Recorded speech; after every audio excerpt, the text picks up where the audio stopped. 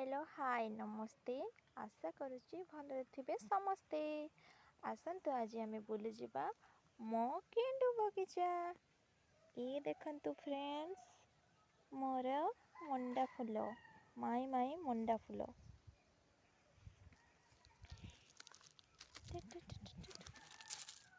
ये भी गोटे प्रकार गेंडु फूल जहाँ को कि आमे रक्त गेंडु बोली बा कटकी गेंडु बोली कही थाउ।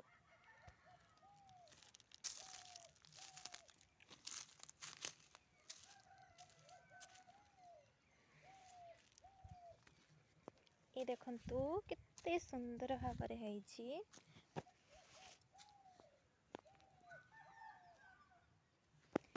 ये भी गोटे टाइप रो गेंडु फूल।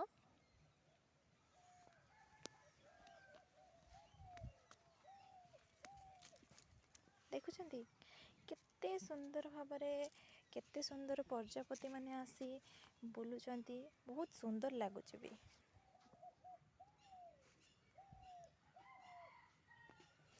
ये हेउछि कौन ये गछ ना सेबती गछ। डालिया फूल नुह किंतु डालिया फूल टाइप रे बहुत सुंदर देखिबा।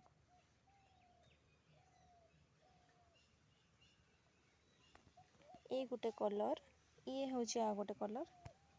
एटा होची सेबती रो सिंगल पेटल वाला। ये गोटे सेबती देखुचंती केते सुंदर देखा होची। आउ दिन सारा प्रजापति माने एते सुंदर उड़ी बुलंती माने ए गछ पाखरु जीवाकू ही इच्छा हुएनी। जेते दुख रे थांतु ना काहेकि गछ आउ फूल देखिले माने जे के हेले भी तार दुख कमी जीव टिके खुशी लागे।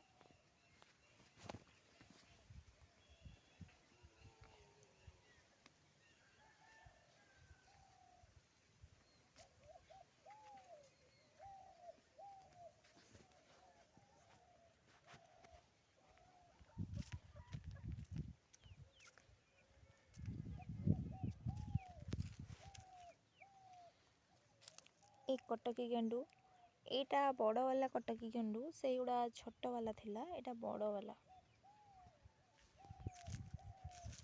आउ ए गेंडु गुड़ा देखा को जेमिति सुंदर आउ ए गेंडु गुड़ार बास्ना भी बहुत सुंदर।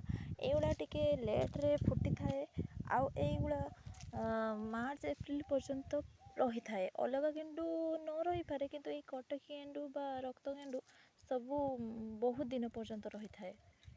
आउ एगुड़ा बहुत मात्रा रे हुए देखिबाकू मध्य बहुत सुंदर लगे। ए गेंडु रे माଳ तैयारी कले आहुरी सुंदर लगे। ए थिला आजिर मोर छोट गेंडु बगीचा।